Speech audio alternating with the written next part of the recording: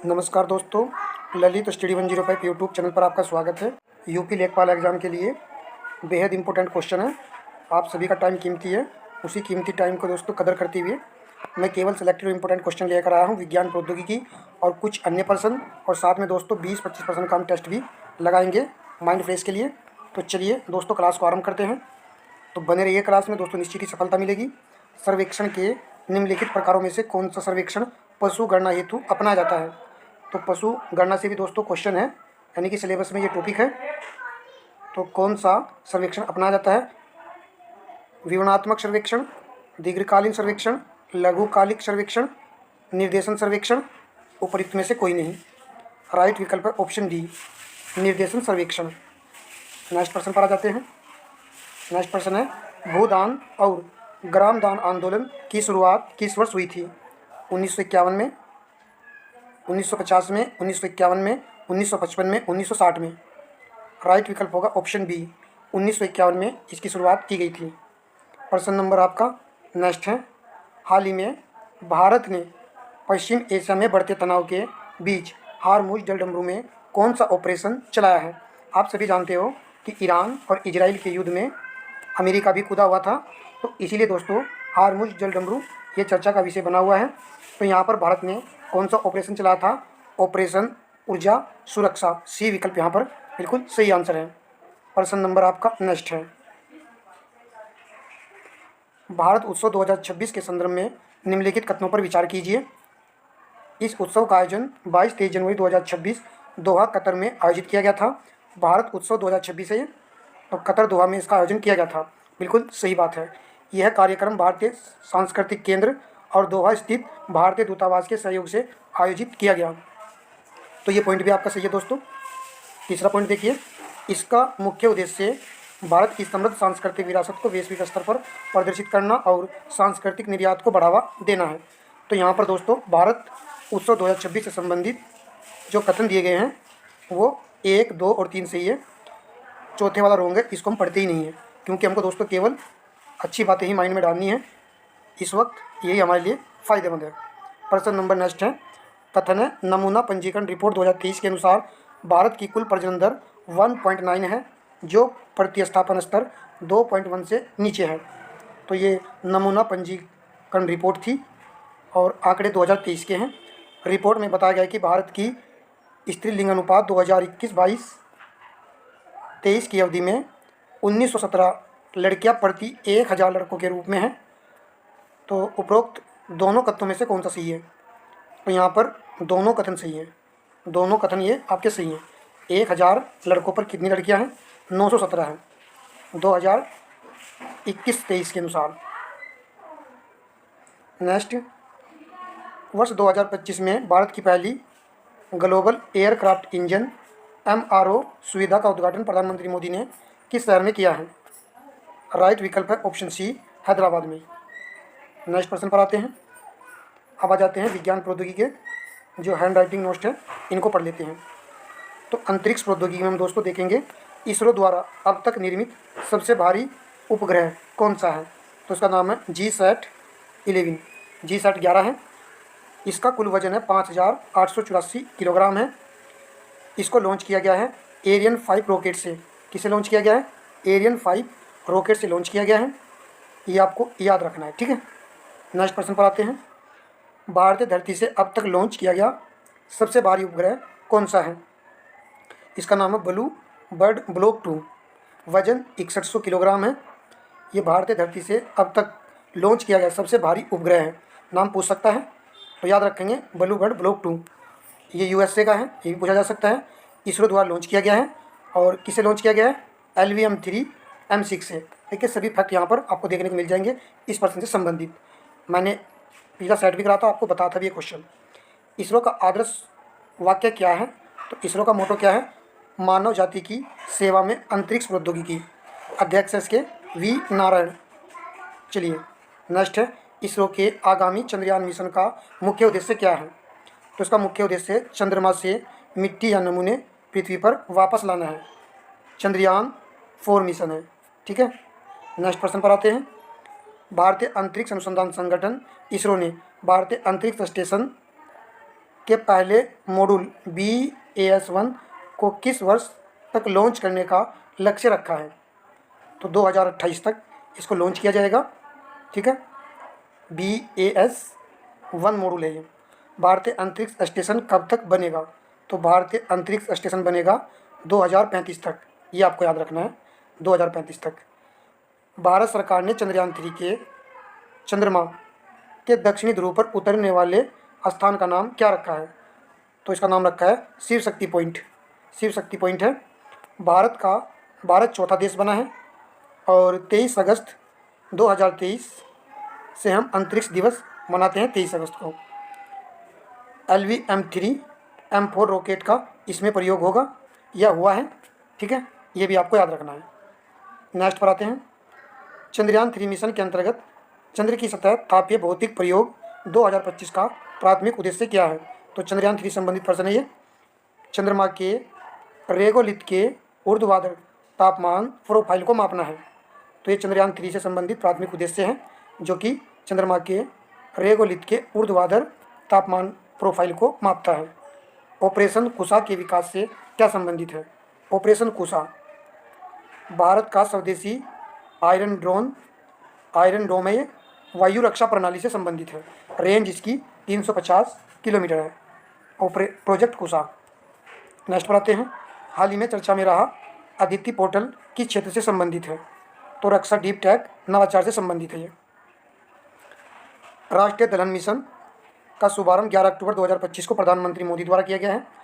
इसकी समावधि 6 वर्ष है, 2025-26 से 2030-31 तक 6 वर्ष के लिए है। राष्ट्रीय दलहन मिशन 11 अक्टूबर 2025 को प्रधानमंत्री द्वारा लॉन्च किया गया है और इसका जो दोस्तों क्या है उद्देश्य, दालों के उत्पादन एवं आत्मनिर्भरता को बढ़ावा देना ये है। और बजट था इसका 11,440 करोड़ रुपये। इंपॉर्टेंट है, से भी ध्यान से देखिए, आंसर आप आराम से एग्जाम में टिक कर दोगे।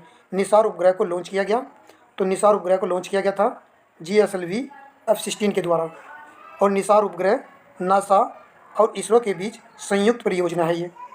NASA ISRO synthetics aperture radar है ये। ठीक है, इसको याद कर लीजिए। तो निसार उपग्रह को लॉन्च किया गया था SLV F-16 के द्वारा। नेक्स्ट पर आते हैं। इसरो का 100वां मिशन कौन सा था? ये पूछा जा सकता है। NVS-02 था। 29 जनवरी 2025 को ये मिशन पूरा हुआ है और PSLV F-15 द्वारा इसको लॉन्च किया गया था। ये भी आपको याद रखना है। चलिए नेक्स्ट पर आते हैं। EOS-09 उपग्रह मई 2025 में लॉन्च किया गया और इसे किससे लॉन्च किया गया था? PSLV C-61 द्वारा लॉन्च किया गया था। तो दोनों मैंने एक साथ लिए हैं। EOS-N1 उपग्रह को 12 जनवरी 2026 को किस प्रक्षेपण यान से लॉन्च किया गया है? तो PSLV C-62 के द्वारा लॉन्च किया गया है। तो 9 वाला 61 है और N1 वाला 62 है। ये दोनों आपको याद रखने हैं। नेक्स्ट पर आते हैं। गगनयान की अपेक्षित लॉन्च तिथि या लॉन्च वर्ष क्या है? तो गगनयान को लॉन्च किया जाएगा 2027 में। शुक्रयान-1 को लॉन्च किया जाएगा 2028 में। शुक्र ग्रह के अध्ययन के लिए ऑर्बिटल भेजा जाएगा। ठीक है, शुक्र ग्रह के अध्ययन के लिए ऑर्बिटल दोस्तों भेजा जाएगा। चंद्रयान-4 को जो है लॉन्च किया जाएगा 2028 में। 2028 में इसको लॉन्च किया जाएगा। चंद्रयान श्रृंखला के चौथे चरण में कई मॉड्यूल शामिल हैं। लक्ष्य है चंद्रमा से नमूने लेकर पृथ्वी तक लौटाना। क्वेश्चन पहले भी आया था कि चंद्रयान-4 का जो लक्ष्य है वो है दोस्तों चंद्रमा से नमूने को लेकर पृथ्वी पर वापस लौटना है और इसको 2028 में लॉन्च किया जाएगा। और चंद्रयान-4 के चौथे चरण में कई मॉडल हैं। देखिए 4 है और चौथा चरण है, ये भी आपको याद रखना है। नेक्स्ट लूपेक्स मिशन, यह दोस्तों लूपेक्स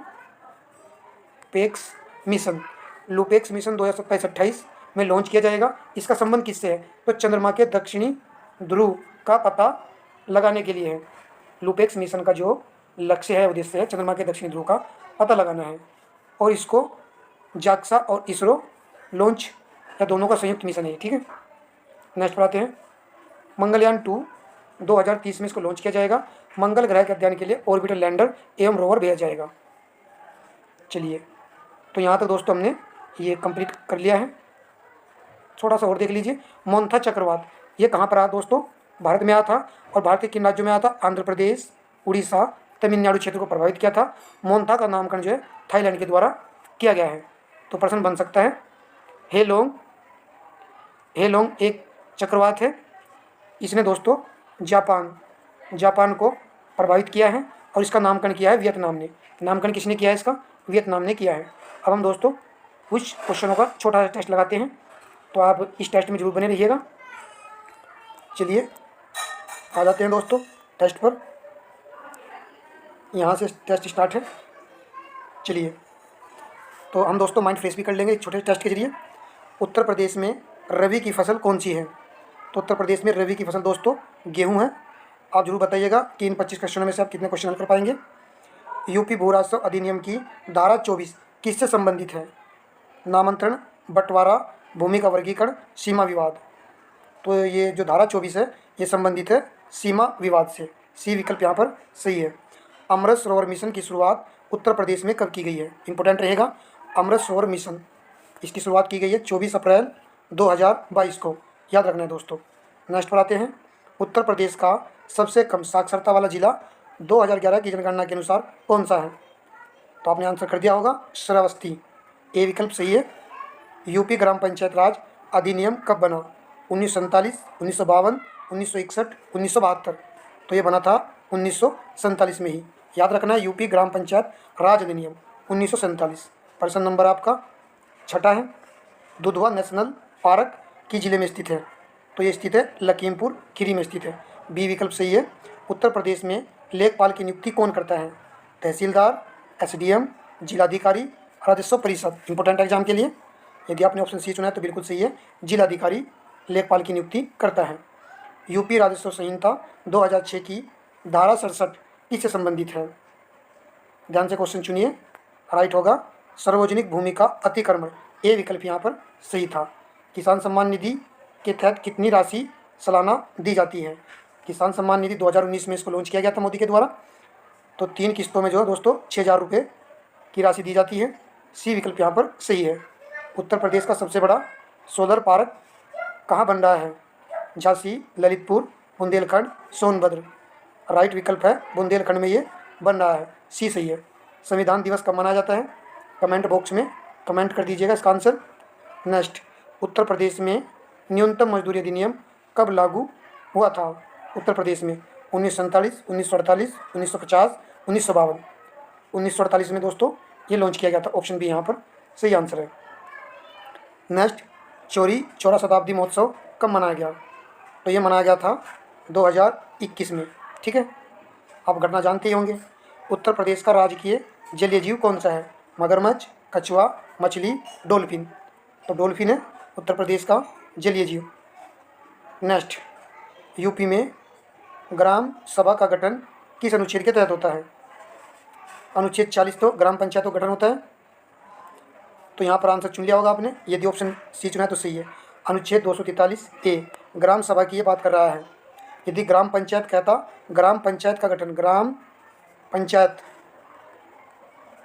का गठन, तो फिर होता दोस्तों अनुच्छेद 243 बी। कन्फ्यूजन में नहीं आना है। चलिए, मिशन शक्ति अभियान उत्तर प्रदेश में किससे संबंधित है? मिशन शक्ति तो ये संबंधित है महिला सुरक्षा से। मिशन शक्ति अभियान को लॉन्च किया गया था उत्तर प्रदेश के बलरामपुर से। बलरामपुर से इसको लॉन्च किया गया था। ये भी एक अच्छा फैक्ट है, याद रखना है। नेक्स्ट, नमामि गंगे परियोजना का मुख्य उद्देश्य क्या है? तो मुख्य उद्देश्य इसका गंगा की सफाई। बी सही है। उत्तर प्रदेश में कुल कितने नगर निगम हैं? तो हम भली बात ही जानते हैं 17 नगर निगम है। 17वां नगर निगम कौन सा है? कमेंट बॉक्स में फिल कर दीजिए आंसर। यूपी के पहले मुख्यमंत्री कौन है? तो गोविंद वल्लभ पंत। माइंड फ्रेश भी हो गया दोस्तों, और क्वेश्चन भी यहाँ पर आपको इसमें कुछ अच्छे देखने को मिल गए होंगे। ग्राम सभा की भूमि का प्रबंधन कौन करता है? तो ये करता है भूमि प्रबंधन समिति। सी विकल्प सही है। देख कितना इंपॉर्टेंट क्वेश्चन है एग्जाम के लिए। और यदि वीडियो जरा भी लगी काम की है तो वीडियो को लाइक शेयर अवश्य कीजिएगा भाई। आपका एग्जाम अच्छा हो ऐसी हम कामना करते हैं। आधार कार्ड में कितने अंक होते हैं? तो राइट है ऑप्शन सी 12। ऐसा प्रश्न तो नहीं बनेगा, परंतु यहाँ पर आ चुका है तो करने में क्या बुराई है। उत्तर प्रदेश का राजकीय फल कौन सा है? तो आम उत्तर प्रदेश का राजकीय फल है। ए सही था।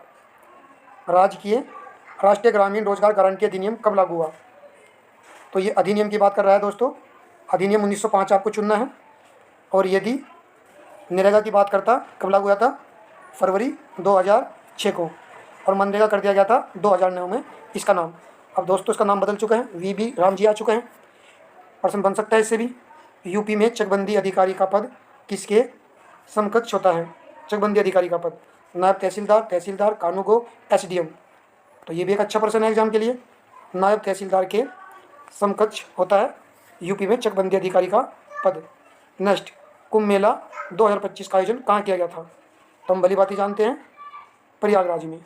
सी विकल्प यहाँ पर सही है। कैसा लगा दोस्तों ये सेशन?